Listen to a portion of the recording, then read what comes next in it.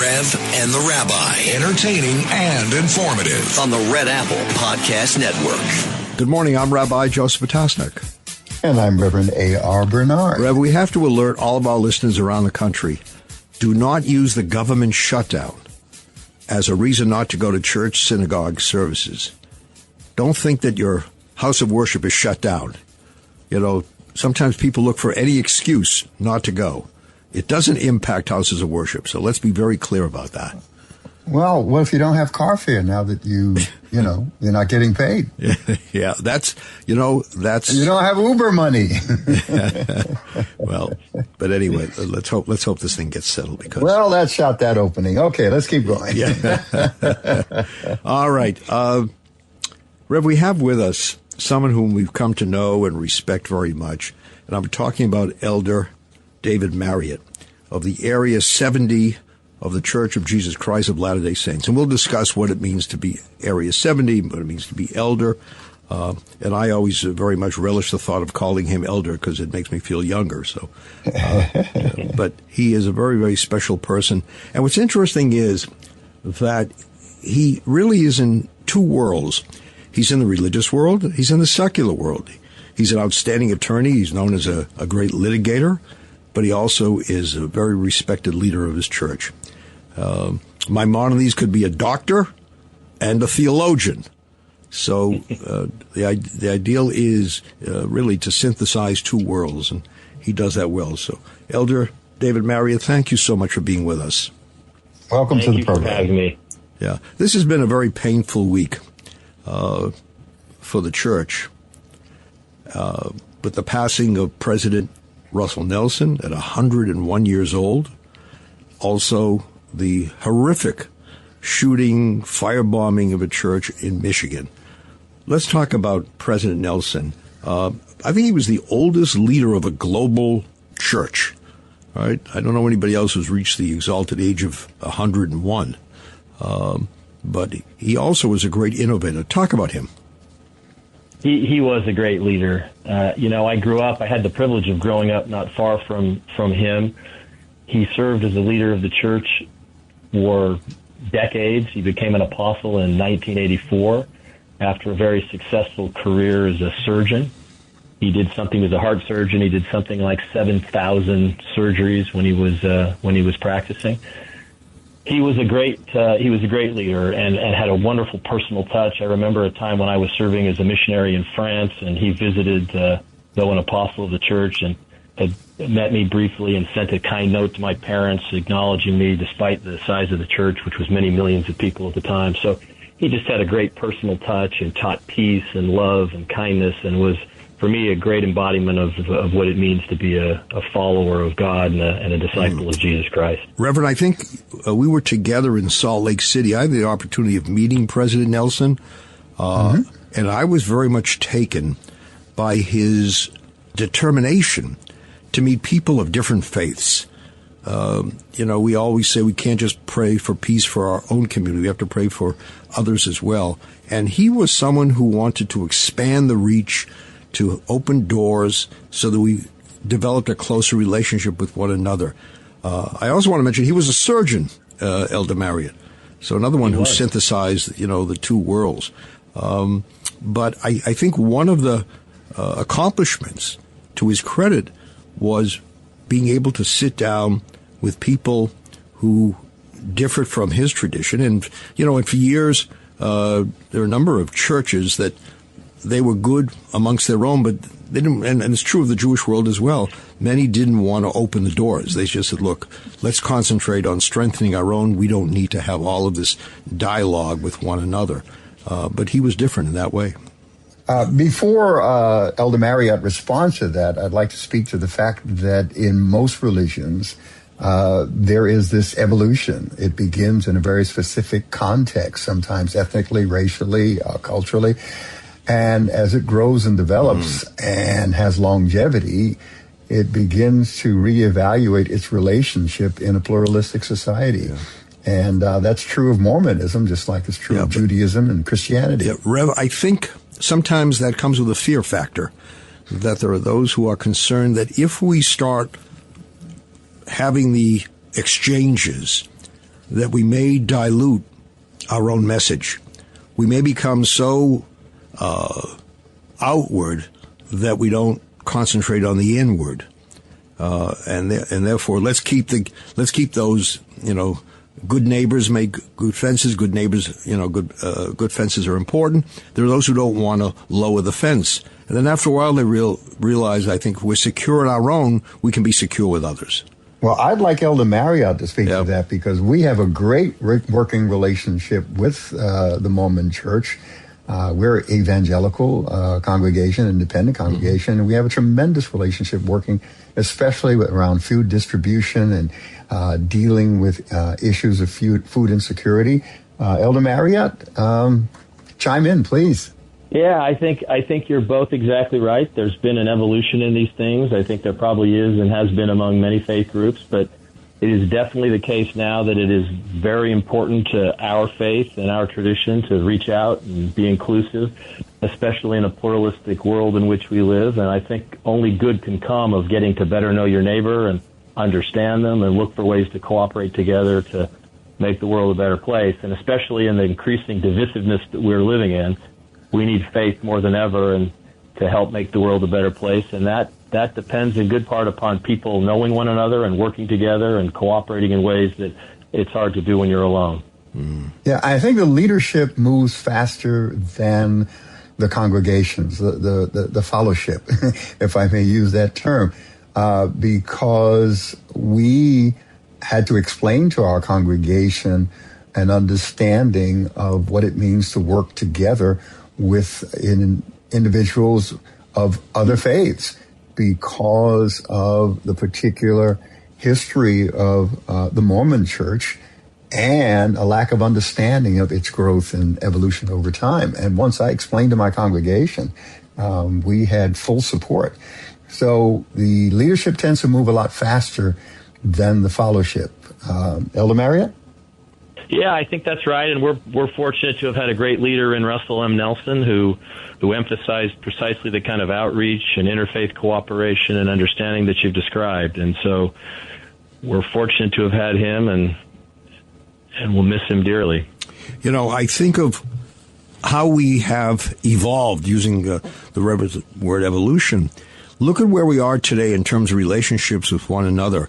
It is commonplace where it wasn't to sit down with one another. Elder Mariott, you and the church are sponsoring a faith forum this week and bringing together people of different faiths, sitting at a table, talking about how their faith matters in the world arena. That wasn't always the case, obviously. So we've come a long way, and I think we have strengthened our own and also strengthened our relationship with others. So talk for a moment about the faith forum. Yeah, I'm glad you raised that, and we are very much involved in it, but I am eager to emphasize that really is an event that is a interfaith, global cooperative event. It is sponsored by not only some institutions like NYU and Yale and Princeton, but the New York Board of Rabbis, the Christian Cultural Center, the Church of Jesus Christ of Latter-day Saints, the Archdiocese. I think we've got about 30 different faith groups who were together coming, to the Mariott Marquis on Thursday, October 9, to celebrate faith and explore our differences and look for ways to work together and come to a better understanding. And I think that's a great manifestation of the kinds of things that both of you have been talking about as to ways we can work together better as faith leaders to kind of, again, help make the world a better place. Yeah. Just for a point of clarity, Elder Mariott does not own the Marriott Marquis. It just allegedly, be the same name. Allegedly. Oh, wait. I wish I did. Breaking news? Is this breaking news? Yeah. But you're oversubscribed for the event, and which shows you how eager people are to be together. I was listening to a professor of history at Princeton, and also he's on CNN, Julian Zelizer. Matter of fact, I think I knew his grandfather was a rabbi. And he said it is imperative that faith institutions bring us together more, because if you leave it to the others, look at where we are. Look at the secular world. Look how divided we are from one another. We have to provide space where we can talk to each other seriously, civilly, something you don't see that often, unfortunately, in that secular arena. So, much credit to you and to everyone who's involved in this endeavor. Yeah, it's great because I think it's not just religious leaders, but it really is government leaders and academics and business people. So it's really covering the spectrum of people who are interested in exploring faith and what we can do to kind of better cooperate together. All right. And that's what it is, because we're challenged working together. The reality is that the world is becoming more pluralistic with the migrations that are taking place, and we're being exposed to other people's set of values and beliefs, and having to consider, how do we work together? And I think that begins with finding common ground. Yeah. We're going to take a break. We're going to come back. We're going to talk about that shooting, firebombing took place at a church of LDS, and then, this past week, shooting, killing people at outside a synagogue in Manchester, England. Mm-hmm. We also have this week the remembrance of October 7th, and they're all related because the common thread, sadly, is hatred of the other, whoever the other may be. And I was telling Elder Mariott, we often say it may start with Jews, it doesn't stop with Jews. So we've seen churches and synagogues and mosques and people getting attacked because there are those who are so threatened by who they see as the enemy being the other. Yeah, and Dr. King made it clear that what happens to one community impacts all of us. Yeah. And we have to think that way. So hold on, we'll be right back. The Rev and the Rabbi on the Red Apple Podcast Network.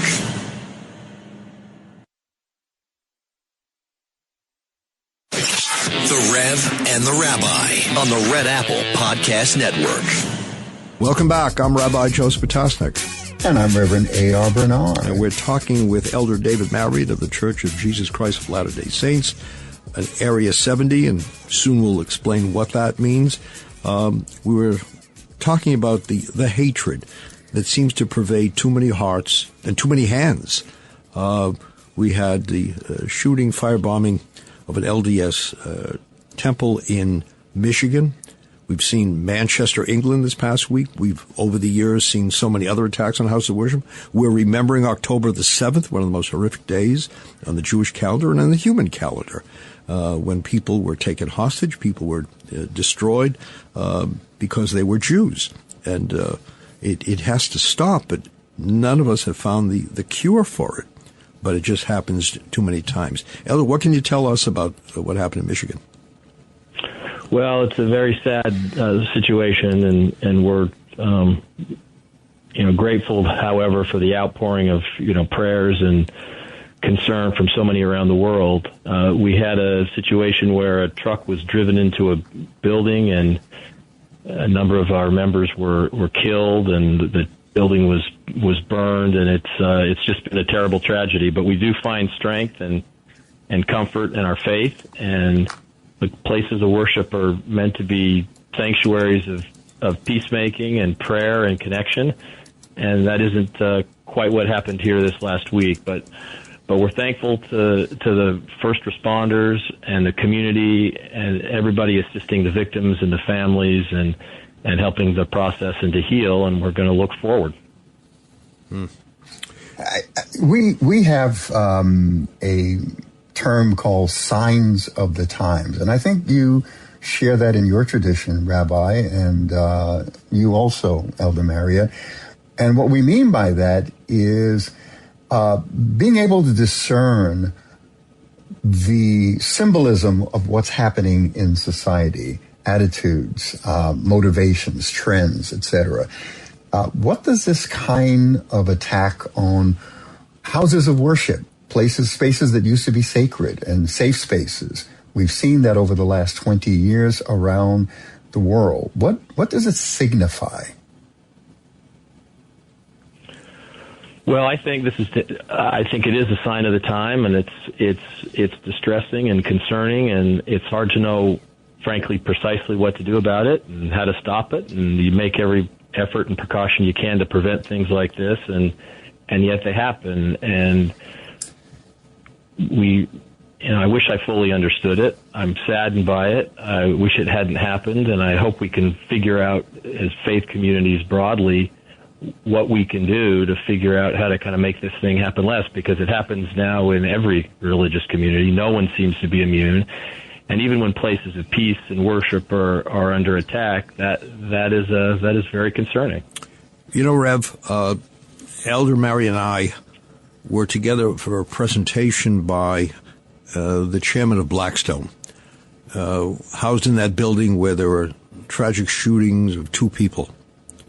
And one of the things he said, and please feel free to add your thoughts to this, Elder, that he was very taken with the humanity, with people who express their thoughts of concern, compassion, but what he was not taken with, or taken in a negative way, were the expressions of hatred on social media, where there were those who said, well, people in finance, they deserve it.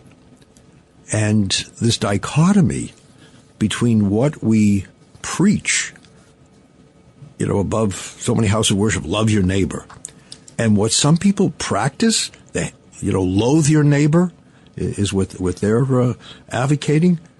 Social media has really, with all of its blessings, it has curses that have hardened hearts and convey this notion that, others threaten us in some way. And unfortunately, you have those who are, mentally unfit and take these messages seriously and act upon them. So we can't dismiss the danger of social media, and AI included that. I do think there's this increasing risk of falling into echo chambers that simply repeat what we are sometimes our worst tendencies. And while there's a lot of great things about social media, we can fall into this sort of pattern where we are in an echo chamber where the negative and the worst are repeated. And it becomes hard, I think, for some people to break out of that. And why all the more reason, if we can find ways to reach out to people in advance and to make those connections and to break that echo chamber and have connections that prevent this kind of thing, then it's incumbent upon us to try to do that. We just have a few minutes left, and I have to get, because we promised people, Area 70. What does that mean? Because, I know the Upper East Side, the West Side. I don't know what Area 70 is. I think it's the Old Testament in the book of Numbers that refers to there having been designated a set of 70 that would go out and help leadership of the faith then kind of do the work of the church.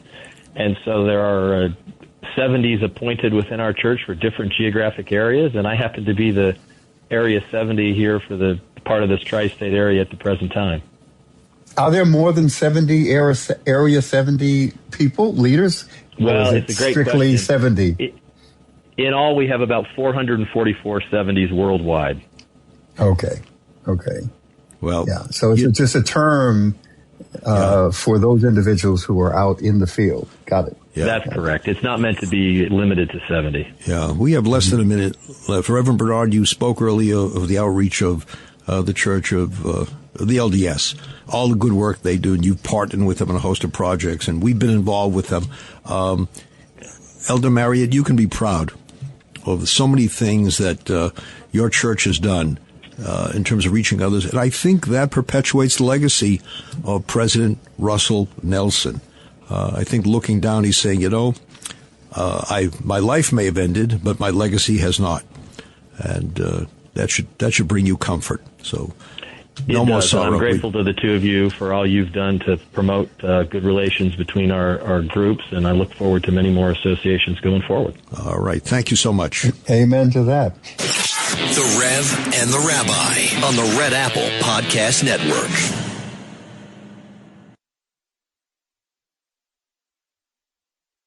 The Rev and the Rabbi on the Red Apple Podcast Network. Welcome back. I'm Rabbi Joseph Potasnik.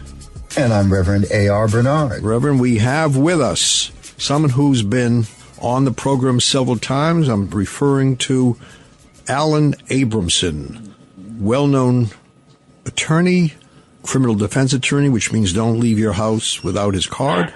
And he's with the firm of Abramson and Morak. Alan, good morning to you.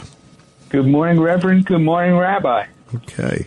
So we've been talking offline about free speech, and people freely speak about it, but I think may not recognize what it means and what it doesn't mean. So hopefully we can have a real informative discussion as to free speech. What's the source of it? The source of free speech is the First Amendment. And the First Amendment says Congress shall make no law respecting an establishment of religion or prohibiting free exercise thereof or abridging the freedom of speech or press or the right of people to peaceably assemble. And the states are bound by that after the passage of the 14th Amendment. But understand that private entities are not bound by the First Amendment. The First Amendment protects against government action, state and federal, not the actions of private groups or individuals. And as I always say to you, Rabbi and Reverend, it's complicated. There are no easy, absolute answers. Yeah, what you said there is very, very important because in the United States, we have the First Amendment and it protects individuals from government censorship or punishment for speech, but it doesn't guarantee that private actors like television networks, platforms, or employers, that they have to tolerate all speech. And that's an important distinction because we have recently the whole Jimmy Kimmel affair where, government was pressuring a network to censor or to suspend an individual entertainer for his speech. How do we understand that? Well, it's interesting. If ABC wanted to take Jimmy Kimmel off the air because they didn't like his show or was getting bad ratings or, again, they just didn't like something he said, they can do it. The problem here is that the chairman of the FCC got involved and he said, we'll take care of it one way or the other. And that really put pressure on ABC and the affiliates. And then when you add on to that, the President of the United States weighing in, that is what the First Amendment is supposed to protect against, government interference with private speech. So when we talk about government interference, there are limitations on free speech where government can interfere according to certain court decisions, correct? Yes. There are situations like that. But understand, the First Amendment, it's an extraordinary thing that very few countries have, if any countries. But you have to be prepared for what the First Amendment protects. But the First Amendment doesn't protect things like child pornography, defamation, obscenity, fraudulent speech. In other words, speech that's designed to, cheat people. Fighting words is one that people talk about often. So there are exemptions. But, for example, when the Nazis wanted to march in Skokie, an extraordinarily provocative act and a horrible message, in my opinion, the government was bound not only to allow them to march, but to protect them while they were marching. And there was tremendous police presence there, and that's what the First Amendment requires. And a very painful moment. I mean, certainly for all of us, Holocaust survivors and those who had experienced the horrors of that period, to hear that language being pronounced in public and to see police protecting those individuals was heartbreaking, was horrifying. Yes. But as you say, that's the price you pay for living in democracy. What's the alternative? Yeah. I mean, the answer is always we need more speech then. We need people to come out and protest the Nazi march. We need people to speak out forcibly against their message. But the First Amendment does protect even the most vile speech unless it transforms into one of those other exceptions. So broadcasters are particularly regulated by the FCC. That's why Carr, chairman, got involved in this.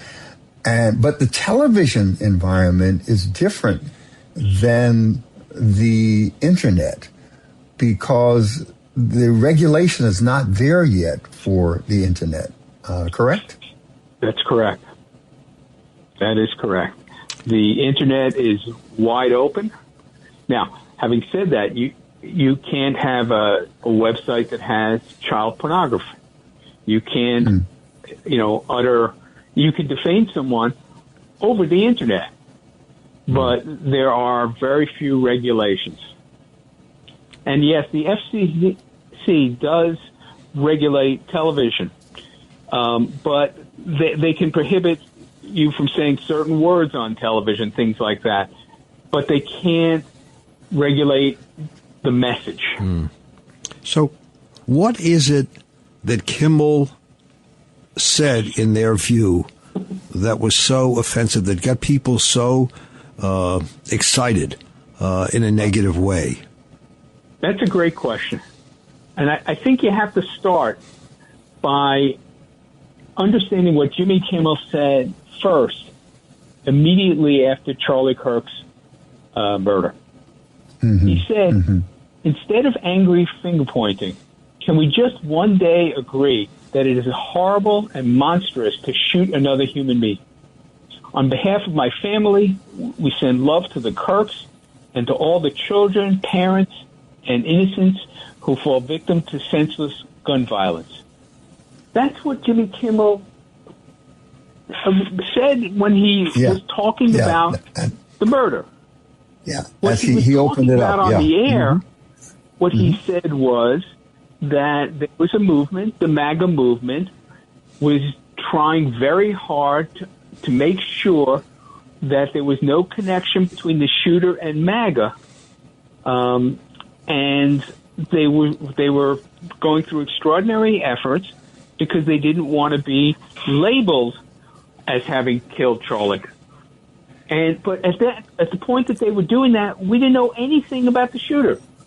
Right. And so he was criticizing what a group was doing. He was not commenting directly on Charlie Kirk's murder. When he commented upon it, I thought it was a completely appropriate sentiment.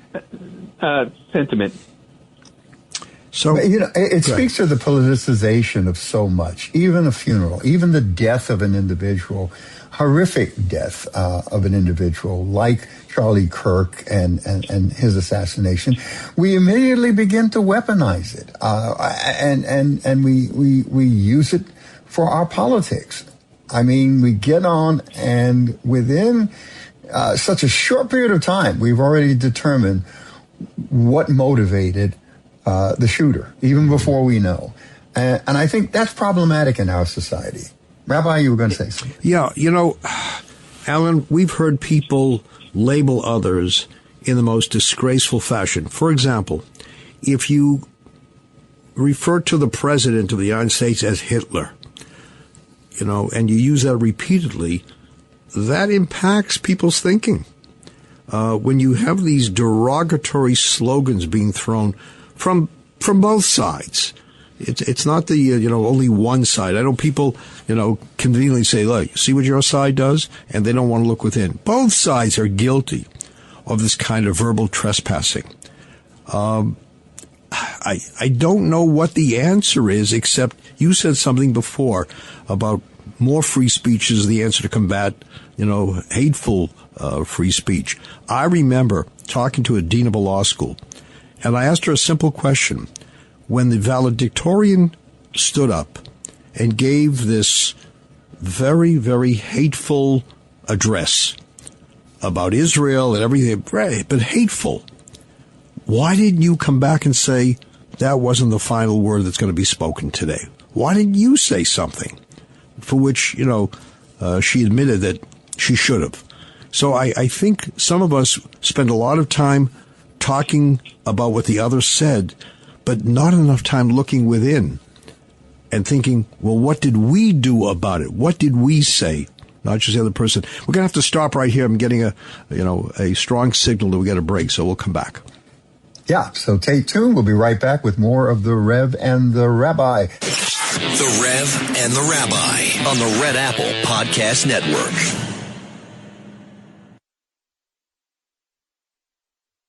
The Rev and the Rabbi on the Red Apple Podcast Network. Welcome back. I'm Rabbi Joe Spatasnik. And I'm Reverend A.R. Bernard. And we're talking with Alan Abramson, criminal defense attorney, who, by the way, was also in the district attorney's office for years in Brooklyn. So he's been on both sides of the aisle, so to speak. Yes, I have. And great criminal defense attorney, always stands up, fights zealously for his clients, as you would want of an attorney.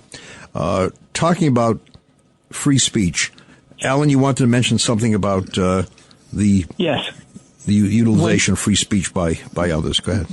When you spoke about the dean and the valedictorian's speech and how hateful it was, the question, I think your approach to the dean was excellent. Because what should the dean have done? Let's say the dean approved the speech and the valedictorian gets up there and has a different speech. Mm-hmm. And it's hateful. And it's offending everybody. Do you cut off the mic? Do you have the speaker removed? Or what you were suggesting, I think, is probably the best solution. After the speaker finishes, there's a response from a responsible party. Mm-hmm. Now, I know you can't have everybody respond, but a response is the appropriate reaction to horrible speech, to speech that offends. Do you know, remember that was the program, Is This Your Final Answer? And I think we have a responsibility to make sure that a hateful speech is not the final speech. And that's correct. Go on record and state, this is not who I am, who we are, and we totally, are offended by what has been said here today. That's what's going to be remembered. But when you say nothing, it's that valedictory address that's remembered. Yeah. There are asymmetries in power and access when it comes to free speech, because speech freedoms aren't evenly distributed. Some voices are protected or cushioned more than others. And some voices are vulnerable when it comes to, saying certain things. When you're a media owner, political elite, large platform, they can defend themselves better than, someone who doesn't have that kind of power behind them. How do you respond to that? Well, both of you, gentlemen. Yeah, well, Rev, I remember, didn't you tell me once that someone stood up at Christian Cultural Center and said something that you had to refute? Yeah. Right? Situation where they decided that they disagreed with something and wanted to express it during the service while I was preaching, which made it even a greater offense, interrupting my sermon. And we had to have that person removed. We found out, of course, they had mental health problems.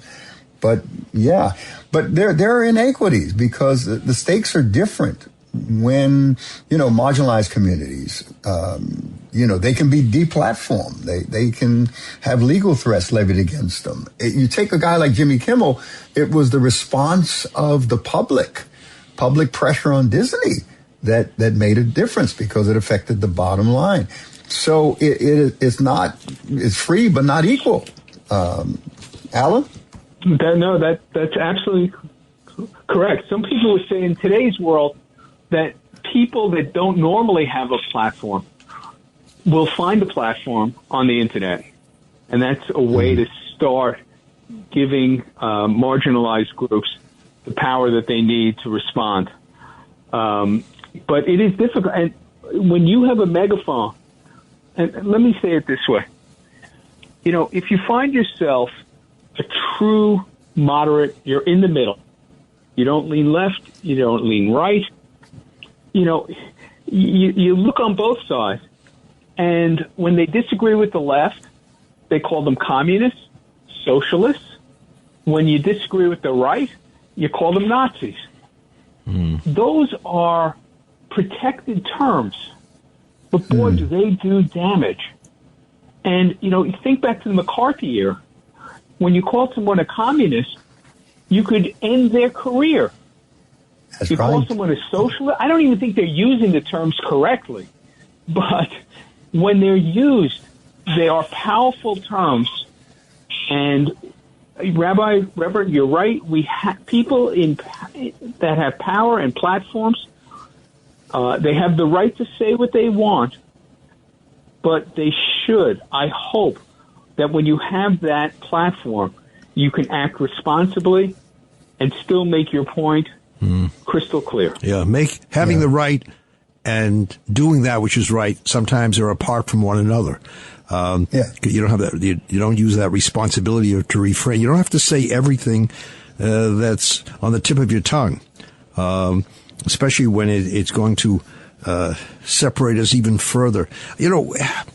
Legitimate debate. I mean, I think back over the years. Remember the debates on TV? Remember Kennedy, Nixon, a host of others. We go back during the Rev's time. The Douglas debates. The Lincoln Douglas debate. Yeah. Okay. We value debate. I look at Jewish tradition. Debate is endemic to who we are as a people. We're always debating. We're always disagreeing with one another. The Talmud is filled with disagreement, and yet we try to keep it together. We recognize there's room for disagreement. There's no room for destruction. You don't destroy someone with whom you disagree. You debate that person. And unfortunately on campuses today, when you see these verbal assaults, these hateful attacks, and translate very often to physical attacks.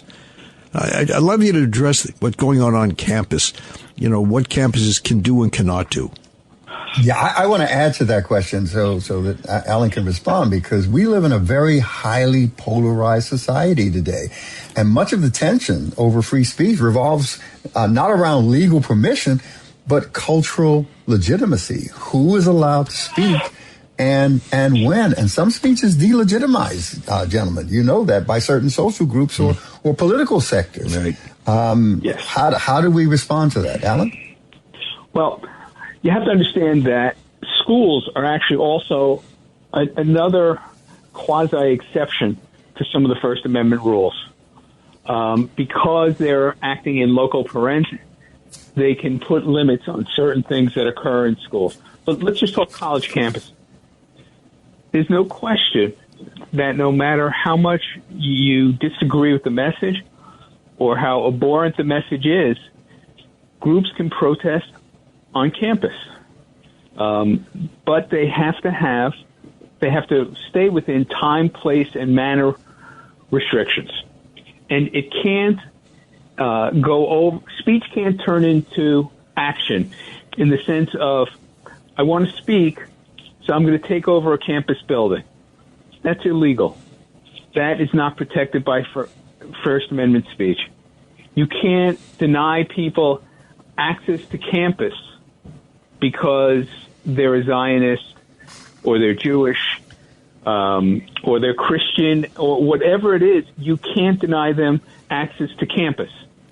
But, again, you can't protest necessarily all night long with no noise restriction because some people have to sleep on campus. So, again, time, place, and manner restrictions are appropriate. You cannot discriminate based on the message, but conduct is not speech. Yeah, we have just less than a minute left, and I think also what you're saying is it's incumbent upon administrators, certainly presidents of universities, to be very, very aggressive in protecting the rights of students who are under those kinds of attacks. When libraries are taken over, when students hide in classrooms because they fear they're going to get attacked, when mezuzahs are ripped off doorposts, you gotta be out there, be in the front lines, and not sit back, and make some kind of very, very tepid pronouncement. You do. You have to be strong and recognize that you have to protect the message of the group that's hateful and the people who are the object of the hate. You have to protect both. And maybe it's walking a fine line, but you can't do it weakly. You can't be namby-pamby about it. You have to be aggressive. Rev, final blessing? Yeah, I was just going to say, it's about preserving freedom of speech, and it requires vigilance, clarity of principle, and courage to protect even speech we dislike, so long as it remains within the bounds of truth and justice and love. Let me be very faith-informed here in my closing. But and it's a challenge. It's really, really a challenge. Our producer has ended our free speech on the air, so we've come to the end of this segment. See, it's regulated. How about that? This show is a very important element of protecting free speech. Thank you. Because you bring up topics, you discuss them, but not at the top of your lungs, and you try to educate people. Yeah, we do the best we can. And thank you for being on the program. And thank you, our listeners, for joining us again for another session with the dynamic duo, the Rev and the Rabbi. Till next time, God bless. Thanks for listening to The Rev and the Rabbi. You can hear The Rev and the Rabbi Sunday mornings at 7. If you like the podcast, share it with your friends and listen anytime at WABCRadio.com and download the WABC Radio app. Hit that subscribe button on all major podcast platforms. Plus, follow WABC on social on Instagram, TikTok, Facebook, and X. See you next time for a new episode so you never have to wonder, what the heck is going on here? Mint is still $15 a month for premium wireless. And if you haven't made the switch yet, here are 15 reasons why you should. 1, it's $15 a month. 2, seriously, it's $15 a month. 3, no big contracts. 4, I use it. 5, my mom uses it. Are you playing me off? That's what's happening, right? Okay, give it a try at mintmobile.com/switch. Upfront payment of $45 for 3-month plan. $15 per month equivalent required. New customer offer first 3 months only. Then full price plan options available. Taxes and fees extra. See mintmobile.com.